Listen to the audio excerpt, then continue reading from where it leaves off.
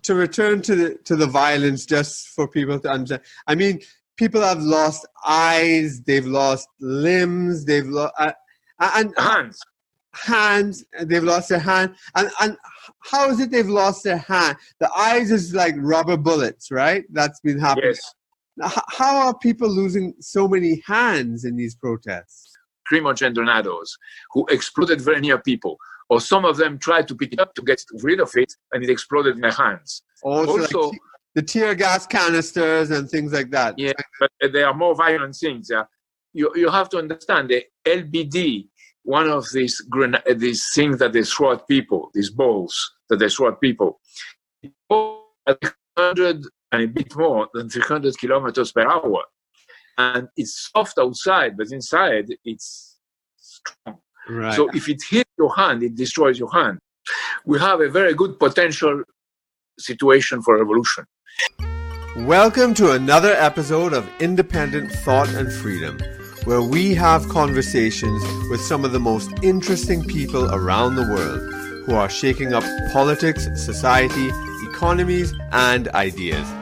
We've had some amazing guests on this program, including The Saker, Paul Craig Roberts, Sheikh Imran Hussein, E. Michael Jones, Cynthia McKinney, and more. If you'd like to support us to reach our next goal of actually putting together live events where we bring some of my best guests side by side on one stage, please consider becoming a monthly subscriber on Patreon. You'll find the link below. Also, if you are an author or researcher with important ideas to share with the world and want to have a greater impact, I'm offering a free masterclass, 3 steps on how to leverage your intellectual authority to become a media personality. The link for that class is in the description as well. And now, on to this week's show.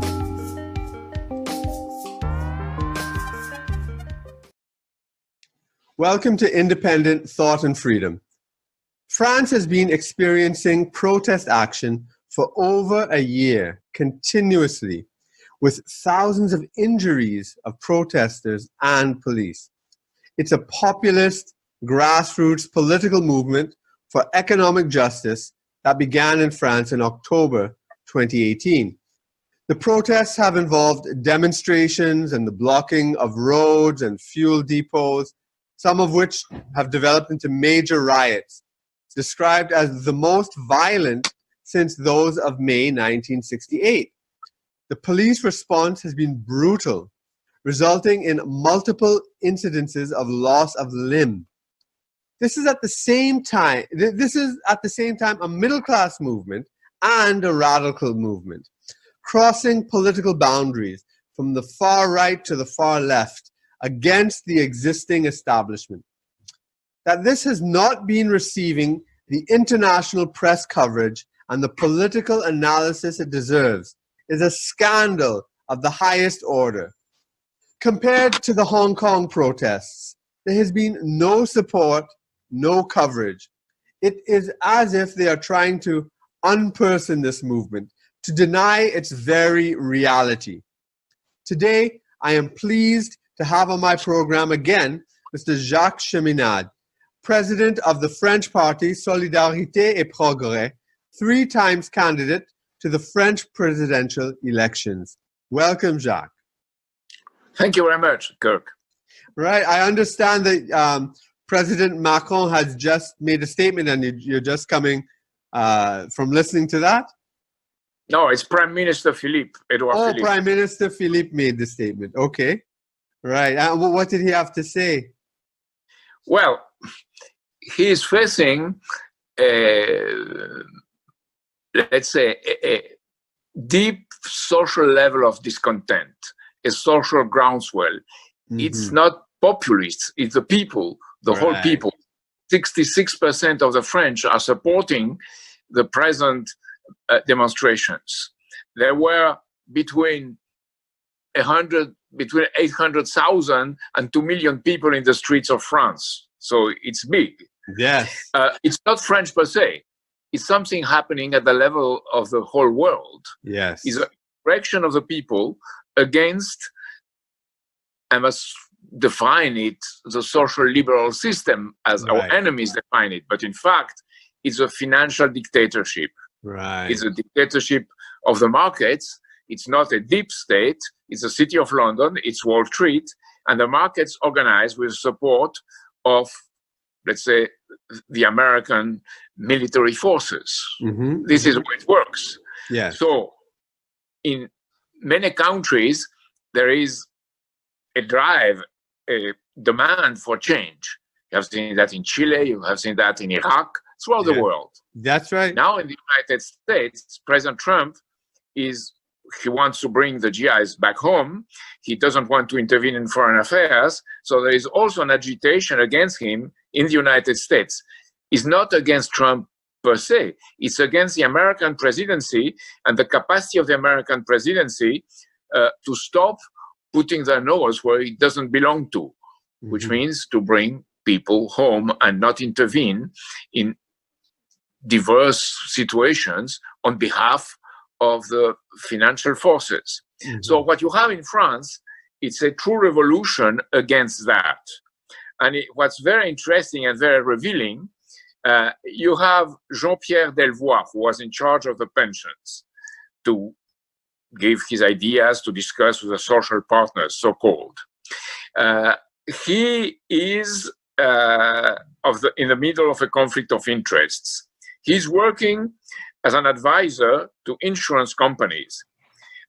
He did not say it, but it was discovered by his enemies, the enemies of what he's doing. And he, in fact, is trying to enforce, together with the government, a system where the French retirement, the French pension system, is based on what's known here as repartition, which means that workers that are active pay for those that are retired. Okay. One corresponding to the other. It's not a system of capitalization like in the United States or the other countries. Right. It's still a social system based on the post-World War II National Council of the Resistance. They want to get rid of it and replace it by capitalization. And who is coming here for that? Larry Fink from BlackRock, for example. Right. Michael Bloomberg. Both are meeting in the Élysée, the president and his advisors. So you have a shift in the pension system, which is only written on the wall.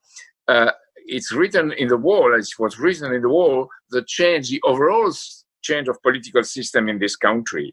And that's what the people are, let's say, disgusted by what's happening and disgusted by, let's say, political forces that in the last 50 years were unable to prevent it.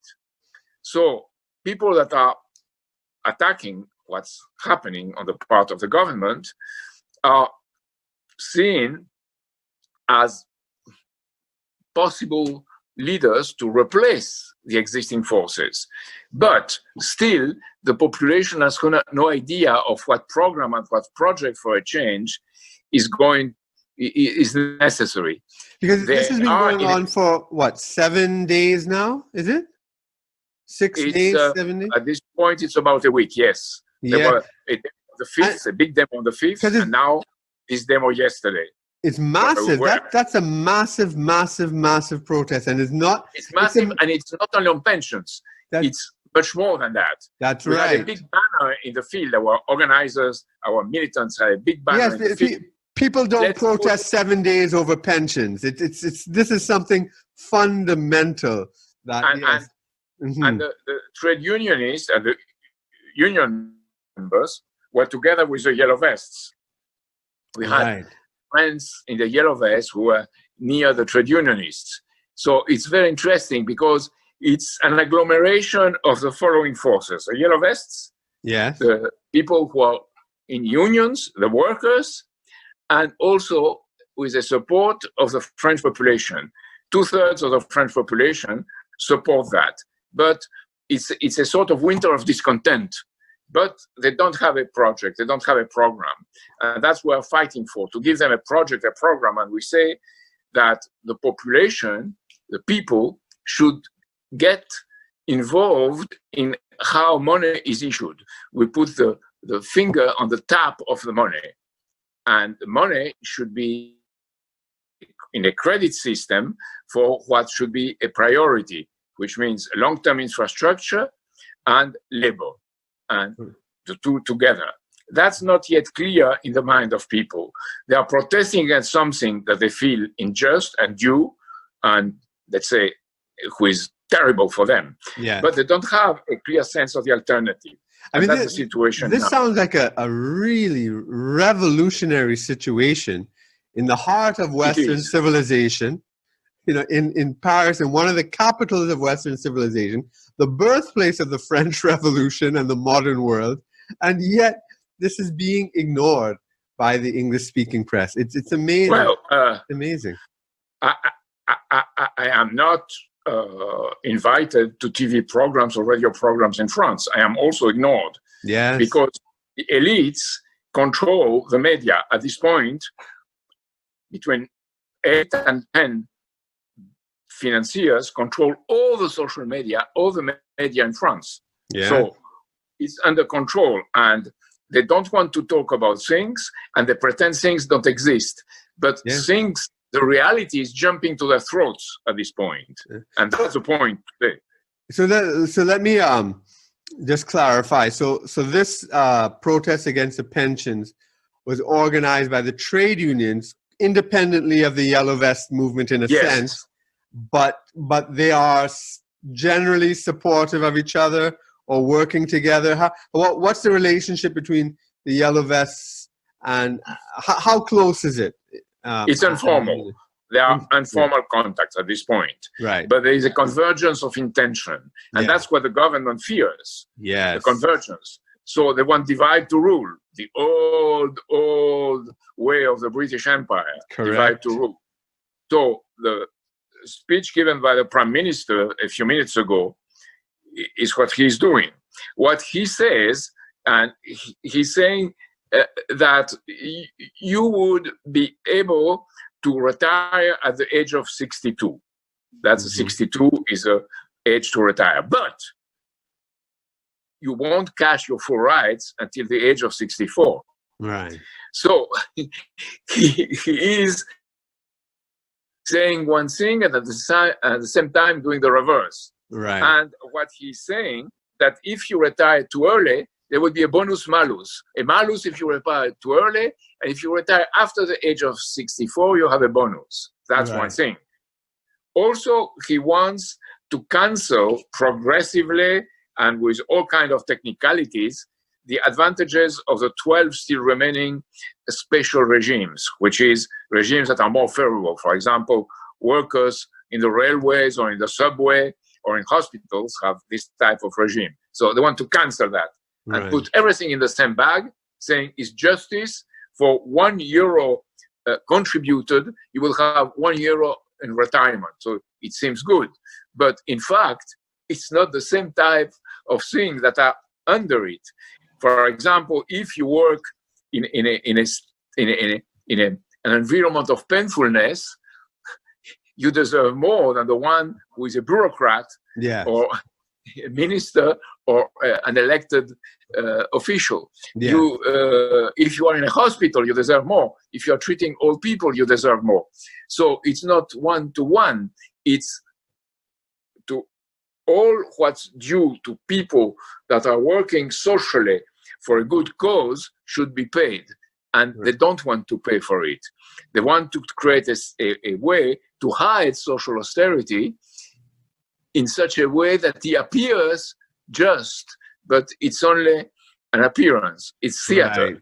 Right. So this is more austerity coming in, and people are seeing the trick in a sense. One sense, in the United States, we were saying fascism was a human face. Now the austerity was a human face, and a pseudo-democracy, because there was a very interesting study by one, she is a sociologist called Julia Cagé. She made a study on who wins French elections in France. And it's always the people who have the more money who win the election. Always. It's like a mechanistic connection.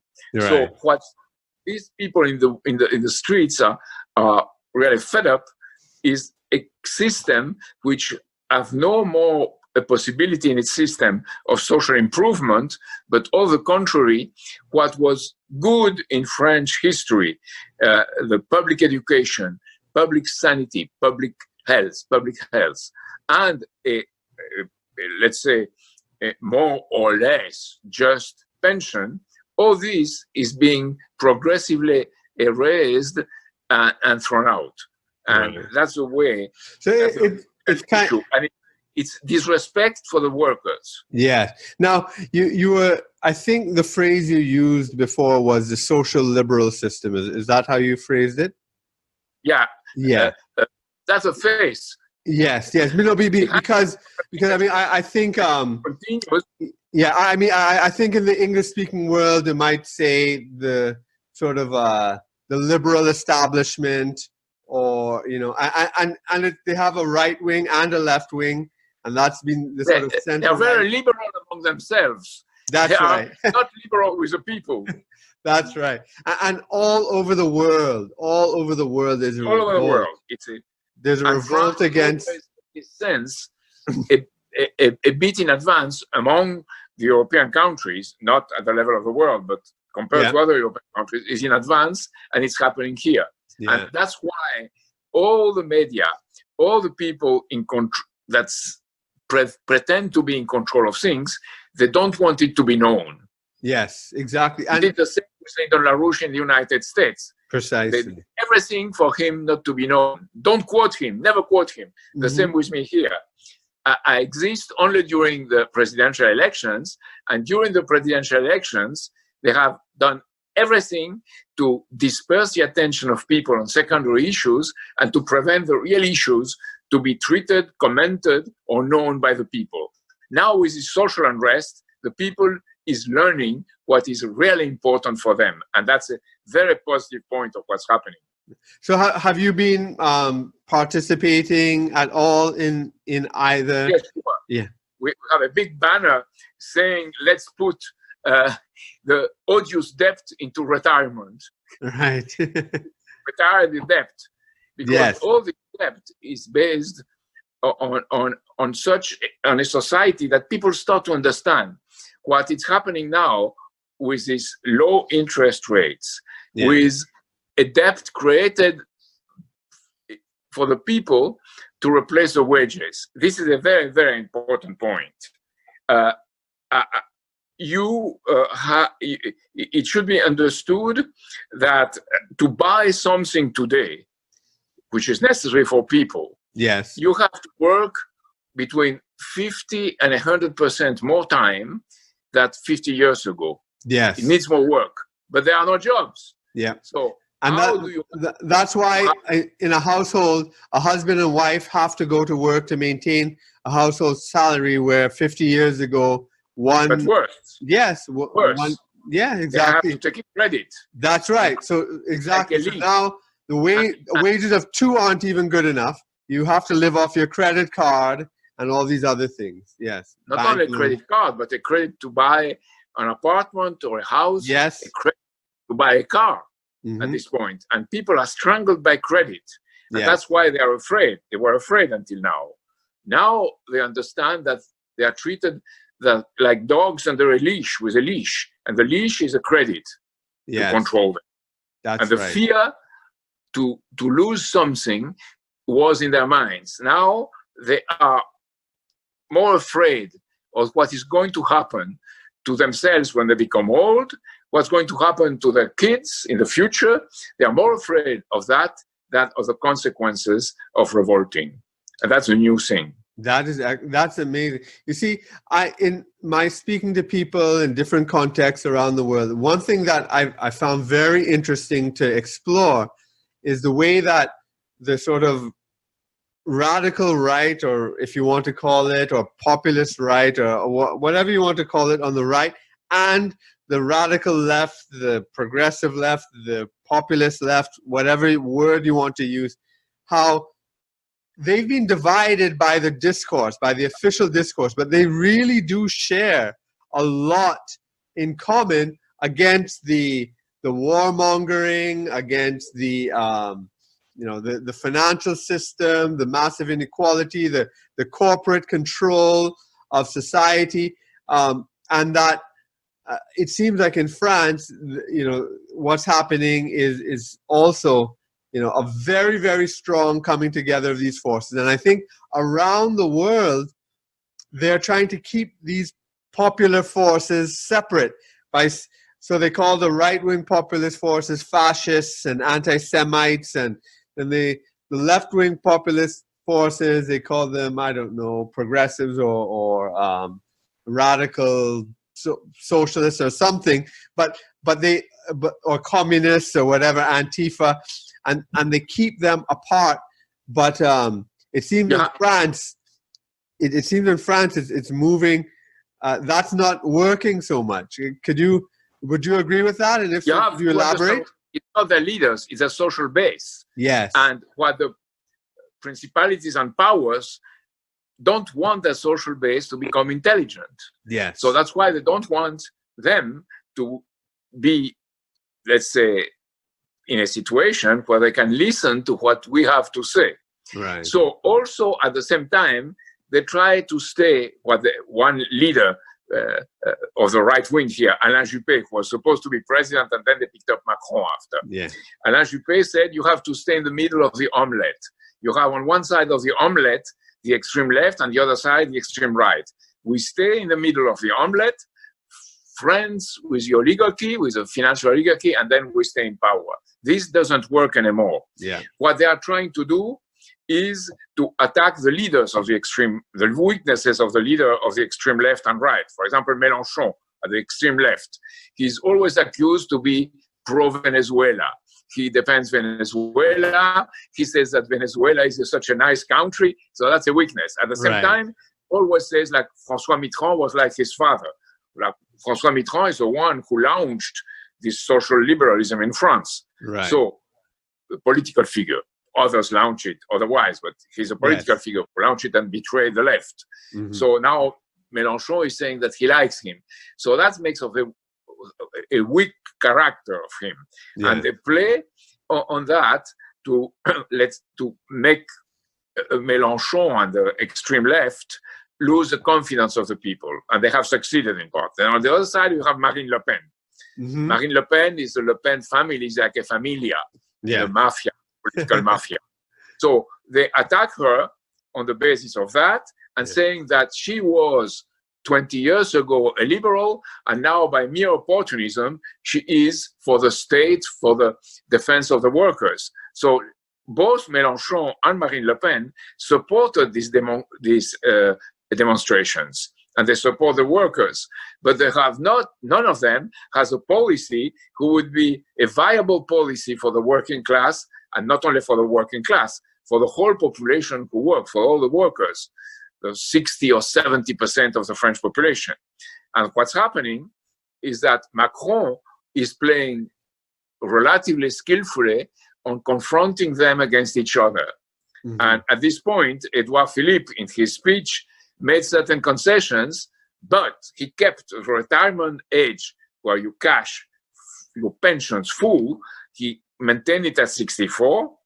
And also, he has a policy for the mothers, for the retirement of the mothers, the women who gave birth and took care of many, many children. Mm-hmm. A less favorable system than before.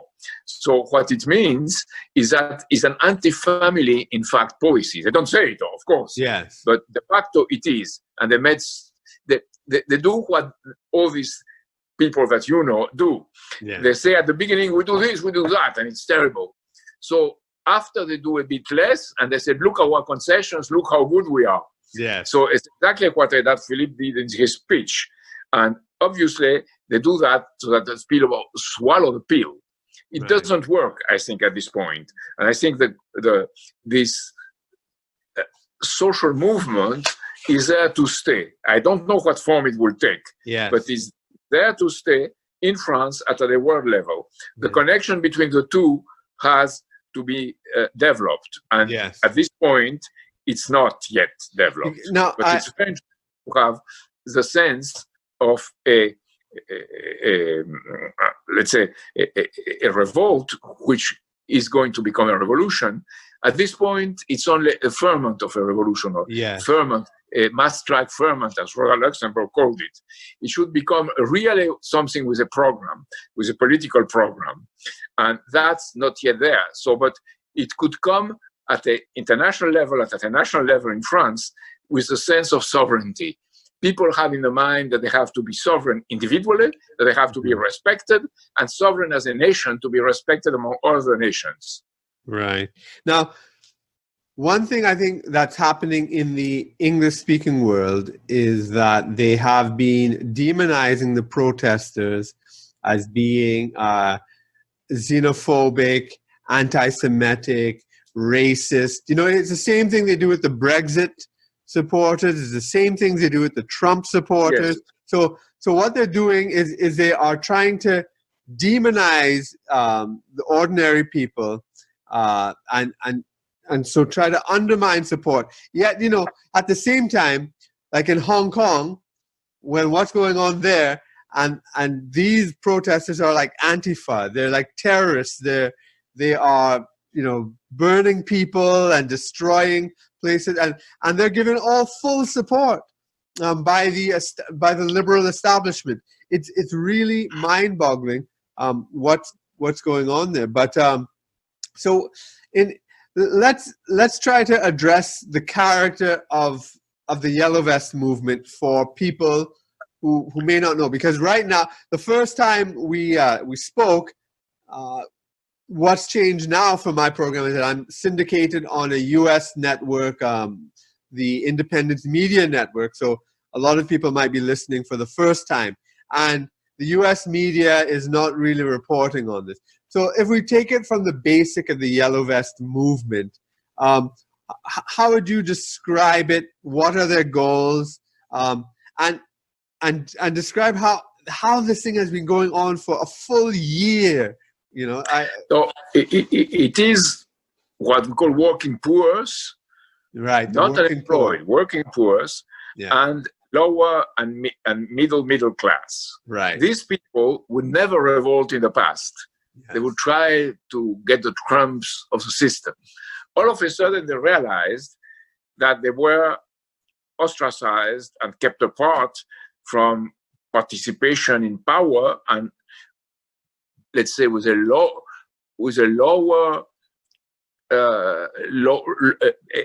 progressively lowering of their purchasing power. Right. So this is what happened. And they felt alone in that, and they felt that they were suffering because they had not a sense of a working class spirit. They felt that they were somehow guilty, or they were not doing the right thing, or this and that. All of a sudden, what appeared? Facebook with a new algorithm, and Google Maps. It's very funny because things created by the oligarchy in their favor turned around against them, like a boomerang effect. Yeah. So these people happen to know each other, and they said, why not meet? So all of a sudden, they went to the circles. In front, there are many, many circles in front of the cities to so-called prevent the traffic, to make a mess of the situation around the city. And let me just clarify, the thing that sparked the protest first was a fuel tax based on the kind of a carbon tax in the environmental. That was only because they are assigned to a territory. Let's state in real terms. This is what the commentators say. It's people who are losing their jobs in a place, and to find a new job, they have to take their cars and to go 50, 60 kilometers further. Right. And also they have to go to the supermarket, maybe 5, 10 kilometers further. Yeah. Inside France. Mm-hmm. Small cities, or let's say parts of the countryside. Yeah. All of a sudden, these people saw the carbon tax and the price of gas increase. And they said, this is done against us. We don't want to pay taxes for that. It's not that they did not want to pay taxes. They did not want to pay taxes for that. Yeah. So they start to gather And little by little, with the help of some people like us, the conscience of what's happening increased. So now we are at a point where there is a convergence of the people who have started to think why this happened to them. It's not only because of the carbon tax, it's because of a social regime which is enforced, let's say, in a normal situation by preventing intelligent people to speak to the population, like us, or by creating a certain atmosphere of a consumption society. All of a sudden, this doesn't work. It doesn't work because people can't consume. People who went to revolt as Yellow Vests is people who needed 50 or 100 or 200 euros more at the end of the month. They can't give something a toy to the babies. One of them said, look, it was the birthday of my baby, of my child, 7 or 8 years old, and he wanted really to have something. So I bought for him Coca-Cola. And they said, but why? You bought Coca-Cola? No. Usually they don't buy Coca-Cola. They buy something who has not a label, who imitates Coca-Cola. It's much cheaper. So they could not buy things that represent for them an image of consumption of the high middle class or the higher classes. So all of a sudden they saw themselves that were deprived, and they understood that they were deprived. So that was the basis of the revolt. What do you do in that case when you are a government like the one we have here? You create violence. So they have these black blocs. This black box came into the demo. They were not prevented to come. And then when they were in the demo, they start destroying and beating people, but destroying, more than beating people, destroying shops and destroying, let's say, shops of the craftsmen, shops of people selling things, and so on and so forth. So who are these people, the black Yellow box? Vest. Sorry? So who are these people, the black box? A lot of them are police agents or agents of the parallel police. And are they like a sort of Antifa? Are they a sort of anarchist group or something like that? Yes, they're anarchists, but they have a quite well-established intellectual grounding. Most of these groups do, you know. They like to say... There was a whole history in France, which was also in Italy or in Germany, was on the basis of fascism. It was what they call regenerating violence. The idea that violence regenerates the working class. Like Georges Sorel. Georges Sorel, exactly. Right. Mm-hmm. Exactly, that's him. Yes. It was not only him, but that's him. Like, syndicalism and all that. So it's more elaborated now by all these Bourdieu type of people. Right. Who, I don't blame Bourdieu himself. He was an intellectual and so on and so forth. Yeah. But his disciples will come much worse. So they organize all that, and they come from there. And we were told, even by the police, when these people attacked our members in the field, were with non-violent organizing, and we were attacked by this type of people, we were told by the police that they have the agents inside. Even the police said it. Are you familiar with... Are you familiar with Antifa in the United States? Do you know who they are? Yes.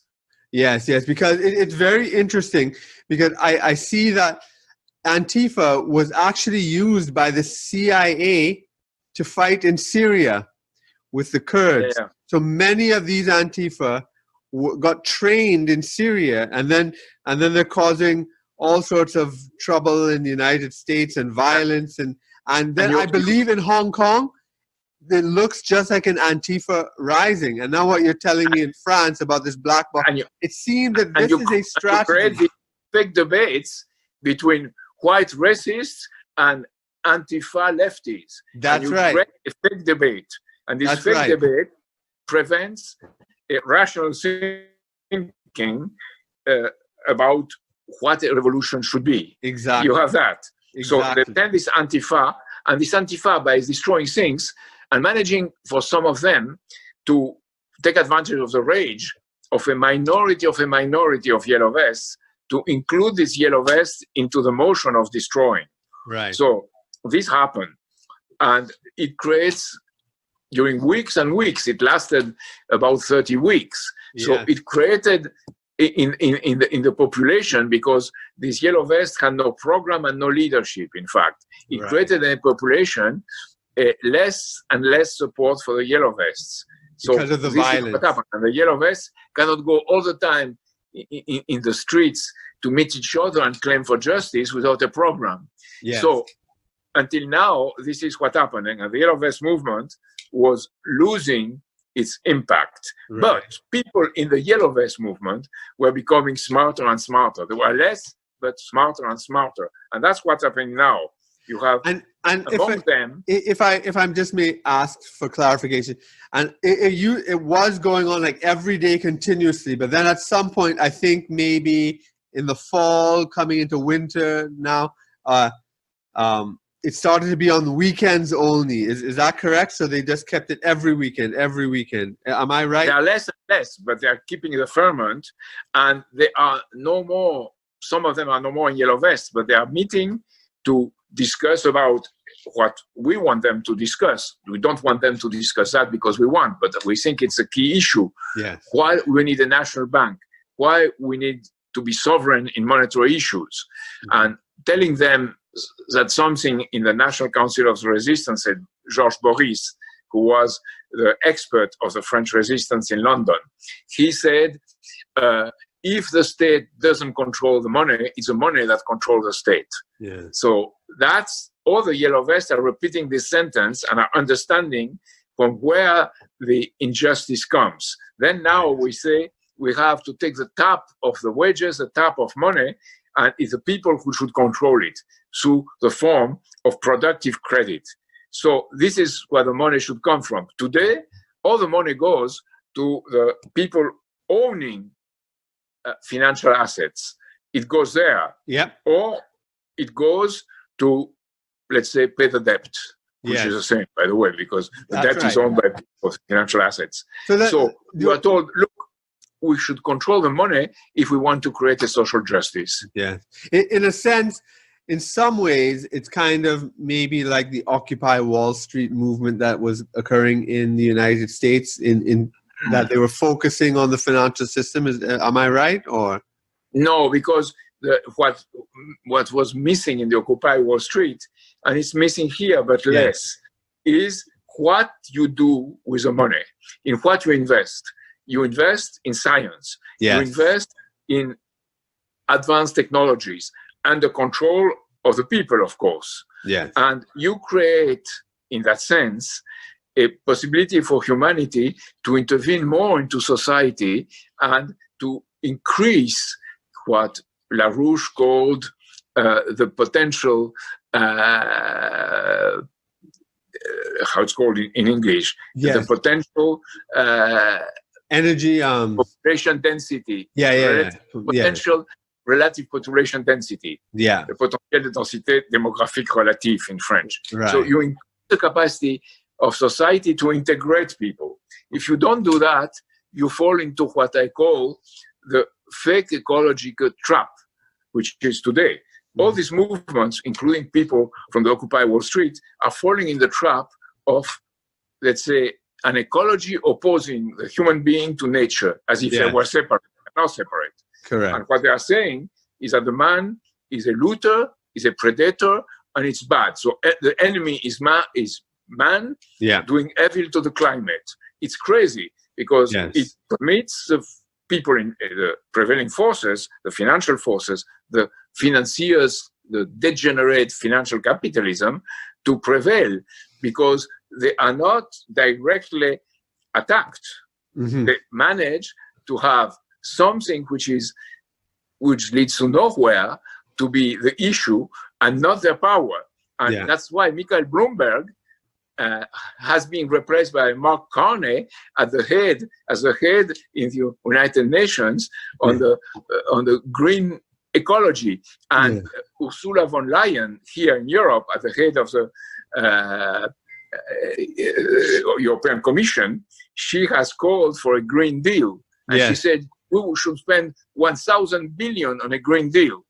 Yeah, all the big Wall Street firms and financial parasites are all in support of it. That's a new trick. Yes, that has to give the left, who are well-meaning but duped into this thing. That should give them pause. The yellow vests were duped. They were saying the end of the month and the end of the world is the same thing. Yes. So it's a way to prevent the attacks against this established oligarchy and force this financial oligarchy to prepare themselves to make an enormous financial bonanza. Yeah. Now let me ask you, how does what's going on now? How would you compare this to the famous 1968 revolt in France? Do you think it's actually more fundamental than what was happening then, or what? What happened in 68 is usually not understood. De Gaulle was trying to face what he called the undue dollar system. So he wanted to create a more advanced financial order in the world based on what he called détente, entente, and cooperation. Yeah. So this was not, and France was buying gold at the same time. As of now, Russia and China are buying gold. Same thing. So de Gaulle was doing that then. And he was for a policy of, let's say, a community of development with both China and Russia. This could not be tolerated by the Anglo-American oligarchy. So they launched a movement against him. And this movement penetrated the students. The students were fed up by a certain conformism and a certain, let's say, patriarchal society of the times. So they include in that the pseudo-psychosexual issue. Yes. And they called for the regulation of social relations. Yes. And that's the way it worked in 68. Yes. And they distorted the movement, which was demanding justice, with that. Also, there were the people who came from the countryside and were hired as workers. They were paid very little, or little, and they were completely disoriented in the new jobs. Right. They were coming from the countryside of France in these years to there. And they were very, let's say, very open, and they have a vulnerability for these extreme left ideas. Right. Who are not left. They were, in fact, ideas to create the level of discontent against de Gaulle to get rid of de Gaulle. De Gaulle won, but finally he lost because instead of going in the referendum of 69 for participation, for social participation in an advanced way, he, under the pressure of his advisors, and you should never listen in a revolutionary situation, you should never listen to your advisors. Fight against the Senate and call for a referendum on the existence of the Senate, instead of calling a referendum for the positive thing of social participation, like he wanted, but he did not do it, and he lost.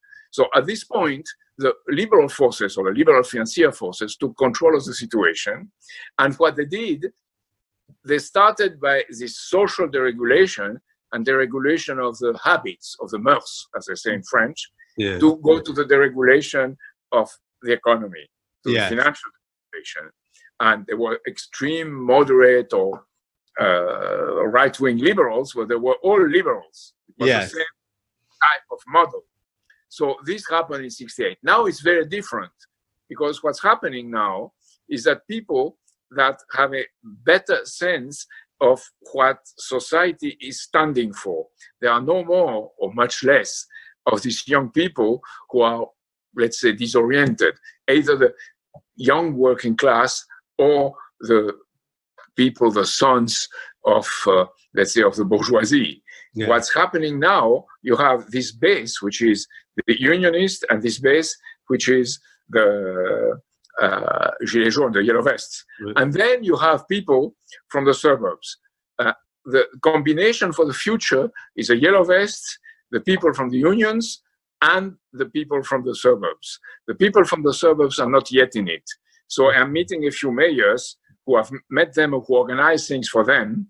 These people from the suburbs, they are even more doubtful on politics than the yellow vests. Yeah. They said for them, politics is the most dirty word. Yes. So also for the Gilets jaunes. So they have to understand that politics is not the prevailing politician since the last 50 or 60 years, that politics is something else. And it's based on looking at what makes a future possible.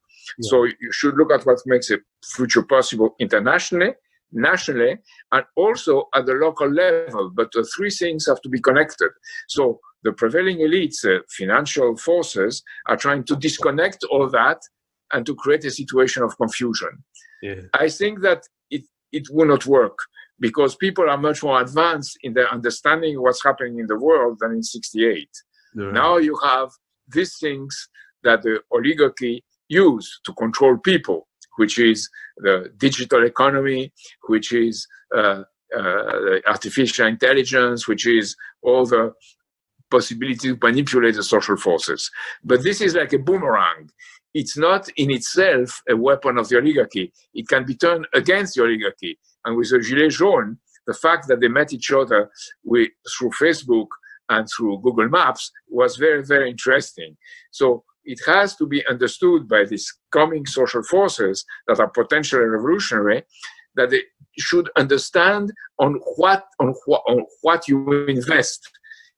In Occupy Wall Street, they have no sense at all. They were even against nuclear energy, most of them. Yes. They don't understand that the science was created by Science for the Future is coherent and necessary for the cause of revolution. That's right. And I wanted to clarify something with you, because when you talked about the suburbs being different from the yellow vest, that's interesting to me, because I thought that the yellow vest, being with a lot of middle class people, had people from the suburbs coming out. Because no. So could you just clarify? No, that the yellow vests are more rural, the smaller towns. Is that it? It's small, and it's towns between 5,000 and 100,000 people. Right. Okay. And even sometimes the countryside. Yeah. The suburbs is something else. Yeah. And the suburbs are, let's say, at this point, under a sort of ghetto policy. It's not a ghetto. They don't call it a ghetto, but in fact, it is a ghetto. Is it like the banlieue you're talking about? Sorry? The banlieue you're talking about? Yes. This banlieue. So it's that. So it's like with a lot of immigrant population and. Yes, exactly. Okay. I thought you meant the middle class suburbs. No. The suburbs, or the banlieue, or the quartier, as right. Okay. Yeah. Right. It's so a suburb. It's part of the suburb. Okay. And there, people, they don't believe in anything. They occupy the territory against outside forces. Right. It's very difficult to organize them to be in coherence with a wave of discontent. It's happening in certain cases. And we have a few contacts there. Okay. But that is a very different force to come in. Yes. And that will really change the dynamics. Yes, I understand now. It has to be organized with the two other forces, the Unionists and the Yellow Vests. All of them are different. Yellow Vests are different. But enemy is first, and their interest in having in society where the priority would be labor, where priority would be the energy of the future and the technologies of the future. This is very interesting. It's a key issue, and it's very important and interesting for them to understand what it is. So it needs discussions. It needs to increase the level of consciousness of these people. What's very interesting is that we are trying to do it through what China is proposing, the new Silk Roads. Yes. And people are very interested by that because they see all of a sudden a different model from the prevailing one. That something which is not financial as such could work. Yeah. Now, when Macron was in China a few months ago, it seemed like he was very, very positive about the Belt and Road Initiative. He and Xi Jinping exchanged some. I mean, he had an excellent address there that seemed very hopeful. But I don't know. Macron is an excellent actor. First, right. He was picked up by Brigitte, his wife, who was organizing for the youth a kind of theater group. He was picked up as an actor. Yeah. He was 14 and she was 39. So it's something quite strange first. Yes. Then Macron likes to be liked by everybody. So he says things that people expect to be said. Yeah. That's one thing. The other thing is that he is not stupid. So he feels that something is happening in the world, that the world is going towards the east, and that he has to adapt to that. Yeah. So that's why there's what he says. He's saying what he said in China, and that's why he made these openings to Putin, which is as such positive. But at the same time, he befriends with a whole green forces or green fascist forces in the world.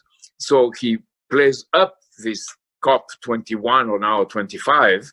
He plays up and he goes in this direction. And he's the one who pushed Ursula von der Leyen to go for this Green Deal. And in Madrid, he called for the Green Deal. And now the European Investment Bank is going to be a climate bank under the pressure of Macron and France. So it's totally incoherent in itself as a policy. And that's a big problem. His domestic policy and his policy on industrial investment is absolutely coherent with his foreign policy at this point. Mm-hmm. And this has to be understood because certain people are bisexual. What I said, Macron is not bisexual. I don't know, maybe he is, but I don't know. He's bipolitic. He's politically bipolar. So he has these two sides. Yeah. And at this point, his domestic policies, even with Edouard Philippe's speech, with a kind of adaptation also, he made certain concessions on secondary issues and some not so secondary, but on the totality of the reform, of the pension reform, he is as before. Yeah. It's inspired by a financial approach with they try to paint a social face, but under the painting, the real face appears at this point. Yeah. In the third world, in the 1990s, they used to call it adjustment with a human face. You know, I mean, it's the same thing they peddle over and over again. I have an African friend. Yes. Who is in France. And he told me there is something very interesting happening in Africa. Ask him, what? Yeah. And he said, look, we in Africa, we looked at what the police is doing to the yellow vests, with tens of hands lost. Yes. People losing one eye. I think there are 12 or 15. Very violent repression. Yeah. So we Africans realized that what was done to us, the French government does to its own population. Yeah. And we understand better what our friends or our families who are in France should do in support of the French population. Yeah. So that could be very interesting. We have a lot of connections with people in Africa. Yeah. So what the diaspora is doing, the Africans who stay in France, who many times are French. They have only French citizenry. Yes. They have, but there is a confusion. They say they are Africans, but they are French. They have a French passport. So these people are understanding that they should not themselves adapt to people trying to cheat them or to buy them. Yeah. They are more and more trying to organize themselves as a force for itself, and not a force submitted to certain people that try to buy them, which was in the election with Hollande. Hollande bought them. Yeah. I mean, I'd like you to elaborate on that, because the brutality is something that it's incredible, and it's also incredible that this is not talked about more. I mean, people talk about Assad gassing his people and the brutality of the of the Chinese government against the Hong Kong people, which is, you know, nothing compared to what the French police and security forces have been doing with thousands of people. Can you just elaborate more? Because I don't think a lot of the viewers and listeners will be. But what has to be understood, that they do to the Yellow Vests were a new movement.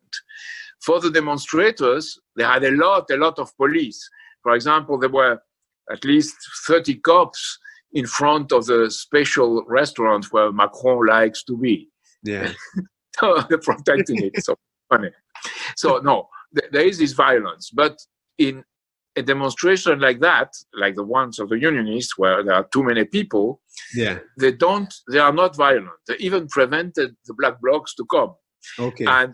But they isolate the demonstration. For example, we tried to go to the demo, and we reached it after 2 hours by car, by going all around Paris to reach the place where the demonstration was. Yeah. But all the bridges in the Seine between the left wing and the right wing were closed, the Champs-Élysées were closed, and the Concorde was closed.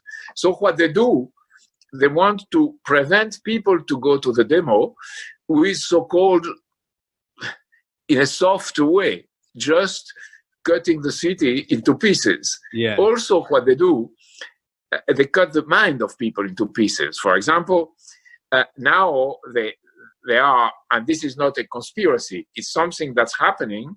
Yes. If you go to such and such program, you are things that are, let's say, prepared for you and not for other people. So the whole policy is to segment the population, to make a sense of universality, and while blaming communitarism, creating a communitarism in a new form with people, I don't know, like in the United States, people who would defend, who fight against abortion, people pro-abortion, people liking Westerns, people liking video games, people liking to go to the countryside, and so on and so forth. People liking whiskey, people liking wine. All of them are images, not the product, images. So people have in the mind these images, and in fact, they are disorganized, and they are, an Afro-American friend told me a few years ago, it's social and mental serfdom. It's not physical serfdom, but it's social and mental serfdom. Also, and worse, in the labor place, there are no more big plants. People are dispersed now, and they don't organize. They have not a social life. That's why the government was so afraid by the Yellow Vests. But all of a sudden, there was a social life. Yeah. Not a life of all trade unionists together, a social life in a way they did not expect it. Yes. A social life which came out for them out of nothing. So this social life is a very positive factor of what's happening not only in France, but in the world. Chile, nobody expected what happened in Chile. Yes. And people realized that it was Pinochet adapted by soft liberals. And Pinochet was out, the military control was in part out, but all the architecture was still there. Yeah. And the French are looking at they said, look, our social, all the social advances that we have conquered are little by little eroded and destroyed. And they understand now that a totalitarian state, or not totalitarian maybe, but a total state, which tries to intervene in all parts of their lives to prevent them to organize in themselves, by themselves. Yes. Now, but just to return to the violence, just for people to understand, I mean, people have lost eyes, they've lost limbs, they've lost and hands, they've lost their hand. And how is it they've lost their hand? The eyes is like rubber bullets, right? That's been happening. Yes. Now, how are people losing so many hands in these protests? It's the thing from those primogendonados who exploded very near people, or some of them tried to pick it up to get rid of it, and it exploded in their hands. Also like the tear gas canisters and things like that. Yeah, but there are more violent things. You have to understand the LBD one of these things that they throw at people, these balls that they throw at people, at 100 and a bit more than 300 kilometers per hour. And it's soft outside, but inside it's strong. Right. So if it hits your hand, it destroys your hand, not only your eye. But that's used by the police against the protesters?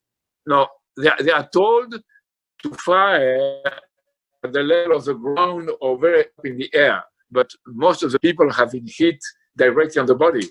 So also sectors of the police, is not the whole police.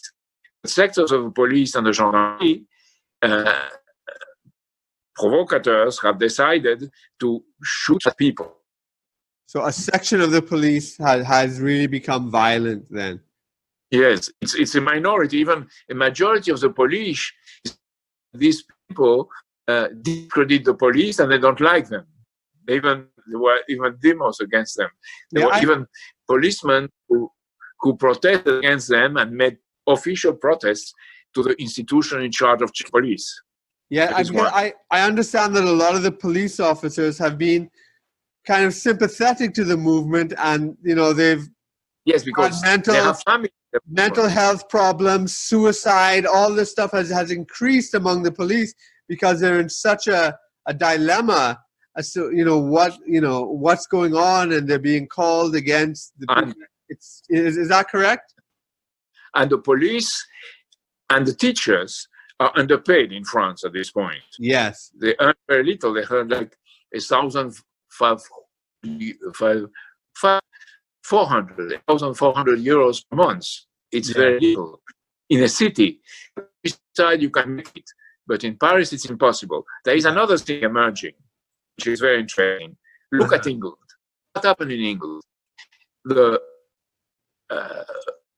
people who wanted to stay in Europe voted for it in London with an immense majority. The rest of the country voted against it because London was corrupted by its opening to financial speculation, to financial forces. That's right. London is like a place, absolutely rotten financial place with a lot of money. Yes. So the rest of the for the Brexit, and there was Brexit. In Paris, it's not yet happening. There is a lot of discontent against Paris. Right. Now, if you are a middle-class worker, you can't stay in Paris. It's too expensive. The rent is too expensive. You can't buy an apartment. It's too expensive. So you have to stay far from Paris. Yes. And it's quite difficult to reach into Paris to work. So Paris is becoming like London. And there was in this Gilets jaunes, when they came to Paris, a sense that Paris also belongs to us. It's part of our nation. So they came to Paris that. A lot of them in Paris did not know what the Champs-Élysées were. They were asking. I had a few who asked me, where are the Champs-Élysées? Where should we go? They were like in a foreign country, in a sense. Yes. The same language and the same shops. But so this is sense that they are compradores, as they said during the revolution in China, the beginning of the 20th century. This bourgeois comprador who is favorable to foreign interests and to investment. That's why sovereignism is increasing so much, because look, these people that own you are abroad and they are bad people. So the population, in the simplistic way, understands that these foreign forces are not French as such, that there is a international, multinational, call it as you want, financial elite which controls the policy. So if I had discussions with Insoumis, with the Mélenchon people, and they said, sure, we are like you, we are against green capitalism. And they are against green capitalism, and understand what it means. But they don't understand that the global warming is in part a hoax. That they don't understand. That's right. I mean, and what you point out is so important, that all these world capitals are financial capitals, and it's the disconnect between them and the rural countryside or the heartland is so important. In the United States, it's like New York and LA, and they control all the media, but you have what they call flyover country, and the Trump revolution in a lot of ways is dealing with that. And and also in other places like Brexit, what you're talking about. Yeah, I'm sorry we had to cut you off. I had a real emergency at home that I have to take care of in my office here. The electrical just caught fire. But to close this off, because it's such an important discussion, I'd just like you to summarize, what would you like the world to understand about the Yellow Vest movement and its importance for the world and what it can achieve, not only for France, but for the rest of us? We have a very good potential situation for revolution. And to provide to this revolution what would make of it a beautiful thing necessary for humanity, it needs for our minds, in a sense, to take fire like your back room. To take fire meaning to master the fire in a good way, in a positive way, not to let it go.